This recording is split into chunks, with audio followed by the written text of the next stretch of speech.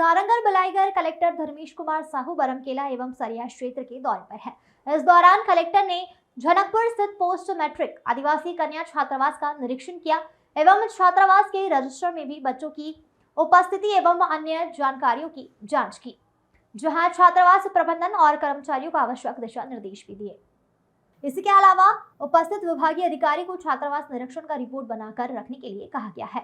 इसी के साथ ही कलेक्टर साहू ने छात्रावास की छात्रों से मुलाकात की एवं उनकी समस्याओं के बारे में भी पूछा, जिस पर छात्राओं ने साइकिल स्टैंड की मांग की एवं मनोरंजन के लिए टीवी की मांग भी की है, जिस पर कलेक्टर ने आवश्यक करने हेतु आश्वस्त किया है। इसके पश्चात कलेक्टर ने जल जीवन मिशन अंतर्गत चल रहे निर्माण कार्यों का निरीक्षण किया।